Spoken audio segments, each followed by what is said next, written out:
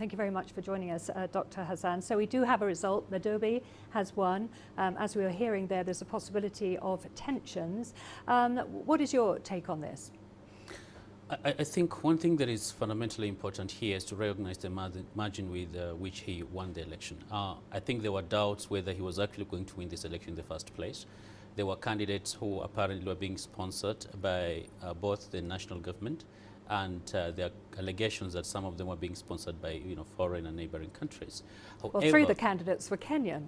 Yes, apparently they say they were Kenyan, but I don't think that is something new. I think they are most Somali politicians, just like most people in the Somali diaspora, have dual nationalities, whether it's Kenyan Somali or British Somali or American Somali. But I think one thing that is important here is that I think the victory has been convincing despite reluctance and displeasure, especially from the national government in Mogadishu. And I think going forward, I think a way has to be found for the government in Mogadishu to actually work with Madobe. Outside that, it's going to create a constitutional crisis, in part because the constitution in Somalia allows states such as Jubbaland to organize elections independent of the central government. The central government isn't recognizing the result. That's obviously going to create more tension. Although this was a convincing win, evidently, according to the votes.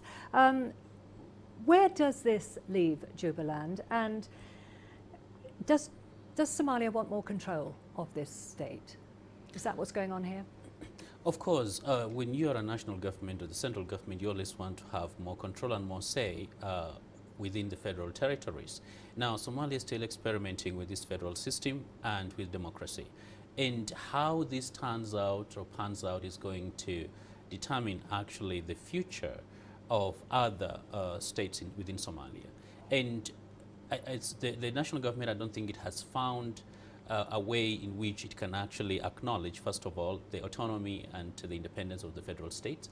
And the uneasiness has existed prior to this election, of course, speaks to that kind of existing tensions. Now, you have other players within the region and outside who are actually influencing the direction of the Somali politics. And this would be Kenya, Ethiopia, and other countries? Yeah, because Kenya and Ethiopia have invested heavily in places such as Kismayu.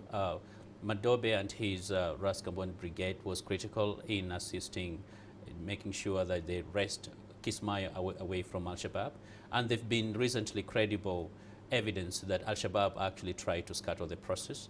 And unless we look at Somalia as a whole and with regard to the specific interests of the region, I think it's going to be challenging for the federal government to try and control the regions on its own, especially when the constitution clearly guarantees states certain independence when it comes to holding elections within their own jurisdictions.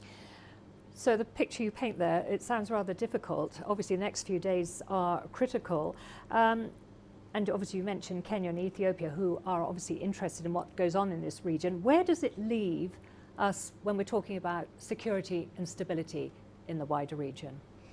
It is challenging, in part because efforts by AMISOM and neighboring countries to get rid of Al-Shabaab also depend on the cooperation of Jubbaland and, of course, the national government or the federal government in Somalia. And any uneasiness within that region means that there'll be an increased risk, because Al-Shabaab is likely to exploit the kind of fissures and tensions that exist both within Somalia and the region to capitalize on that and actually probably expand and conduct other terrorist attacks within Somalia and across the region. Okay, well, thank you very much for your analysis. That was Dr. Hassan Khannenje, there, Director of the Horn Institute. Thank you very much for coming in and joining us. Thanks for having me.